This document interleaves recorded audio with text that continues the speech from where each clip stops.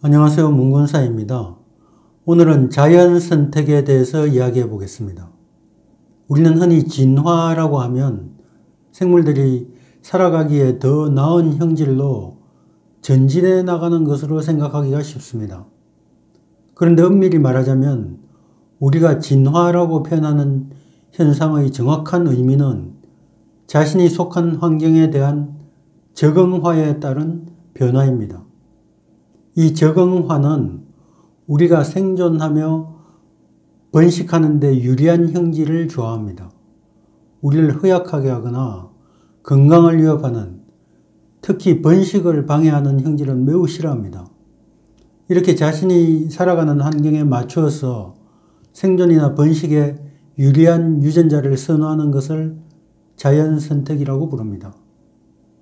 자연선택은 이 특정 식물이나 동물을 개선시키려고 하는 것이 아니고 어떻게 하든지 현재 속한 환경에서의 생존 가능성을 높이려고 합니다. 최근 아프리카에서 상아가 없는 코끼리의 개체수가 증가하기 시작했다는 보도가 있었습니다. 이 밀렵꾼들이 코끼리의 상아를 얻기 위해서 상아가 긴 코끼리를 계속 사냥하면서 생겨난 변화입니다. 이 사냥 활동으로 인해서 상아가 아예 없거나 그 크기가 작은 아주 불완전한 상아를 가진 코끼리들의 개체만 남게 되었습니다. 이런 변화가 상아가 없는 유전 형질을 가진 코끼리들이 계속해서 태어나도록 한 것입니다. 이 코끼리의 상아는 코끼리의 생존에 매우 중요한 역할을 합니다. 공격용 무기 역할도 하고 또 땅속에 깊이 박힌 식물의 뿌리를 파내서 먹는 도구의 역할도 합니다. 그런데 상아가 없는 코끼리들이 많아지면서 상대적으로 뿌리 식물들이 번성하게 되었습니다. 뿌리 식물들이 번성하기 시작하자 그에 따라서 다른 식물들의 성장이 제약을 받기 시작했습니다. 이 식물들에 기대어 살던 생명들의 군집에도 변화의 압력이 작용하기 시작했습니다. 이처럼 생태계에서의 변화는 홀로 일어나는 것이 아니라 연쇄 반응을 일으킵니다.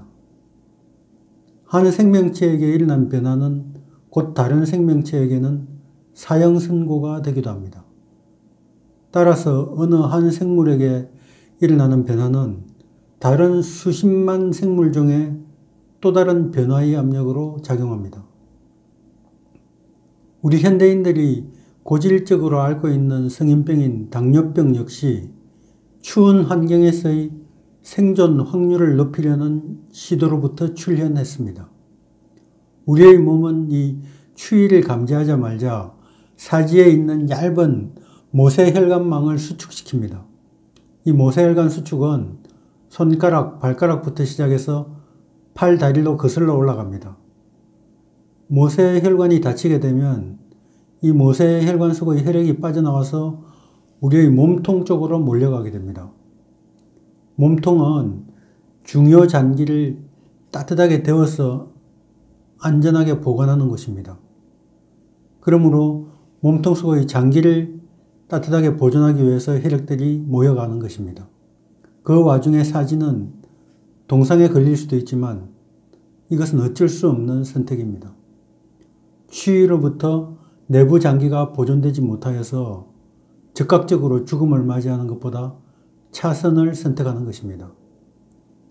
쥐를 이용한 실험에 따르면 이 은원점에 가까운 온도에 노출된 쥐들은 몸에 인슐린 내성을 갖게 됩니다. 추위에 대한 반응으로 당뇨화되는 것입니다. 이 당뇨병은 추위와 깊은 관련이 있습니다. 이 오늘날처럼 손쉽게 난방을 공급받을 수 있는 환경에서는 이 해롭기만 한 유전 형질이 과거에는 조상들이 살아남아 자손을 증식하는 데 도움을 주었던 것입니다. 그런데 이렇게 한번 획득된 형질은 쉽게 버릴 수가 없습니다. 그래서 오늘날 많은 사람들이 당뇨병에 시달리고 있는 것입니다. 또 콜레스테롤은 햇빛처럼 피해야 할 것으로 인식되고 있지만 사실은 생존에 100% 필요한 성분입니다.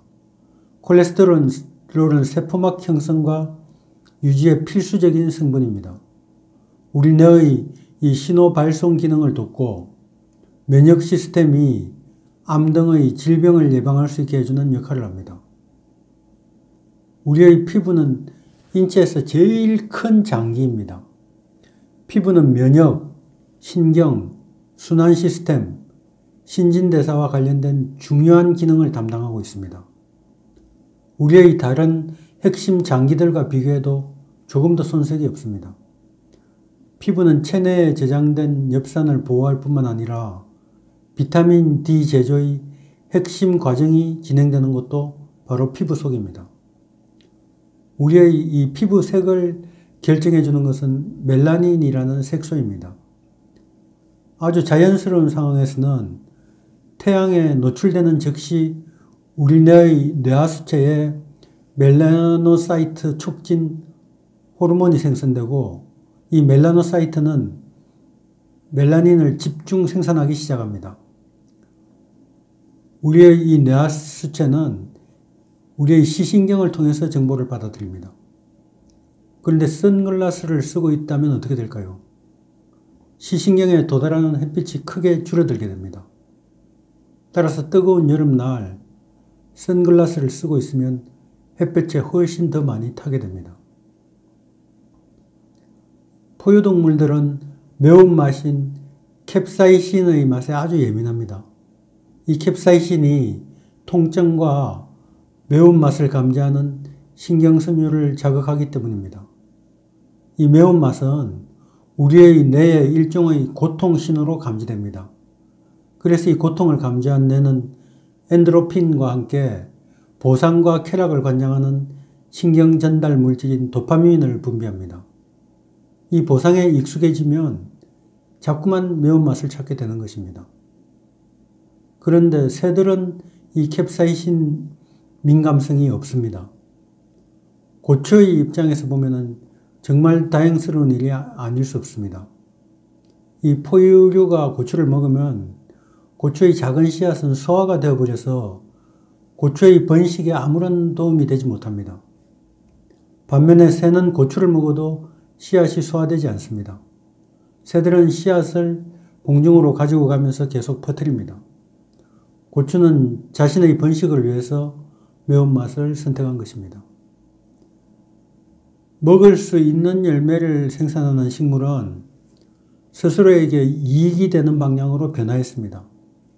아주 잘 익은 열매는 따기 쉽고 잘 떨어지는 반면에 덜 익은 열매는 따기가 어려운 것도 그 때문입니다.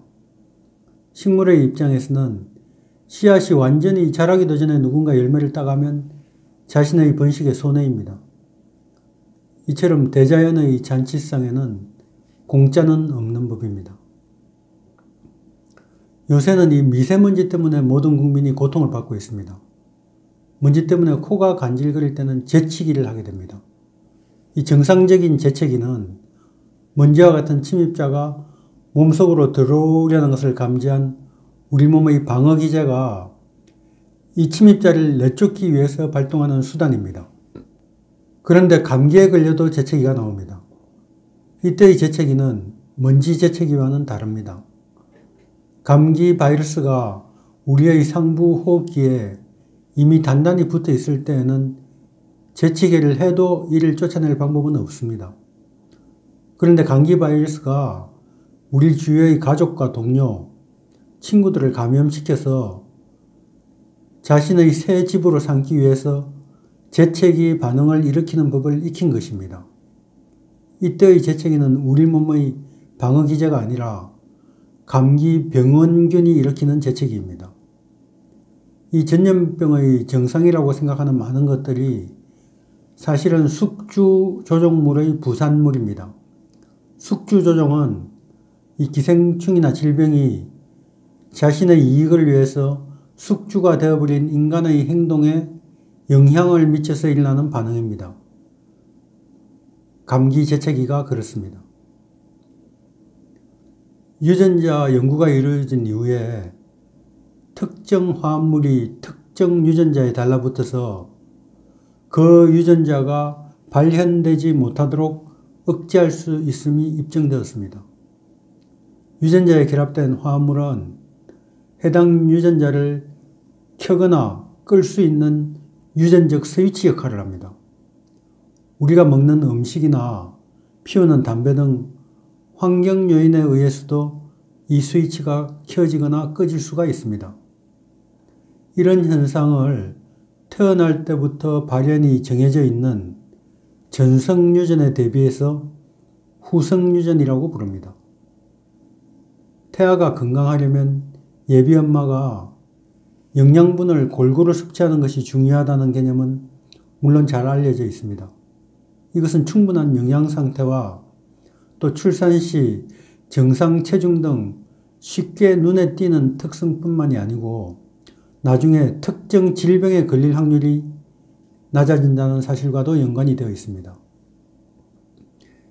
그런데 이 수태 후 며칠 동안은 엄마가 아직 임신 사실조차 모르고 있을 기간이지만 사실은 그 기간 동안의 중요성은 우리가 상식적으로 알고 있는 것보다 훨씬 큽니다.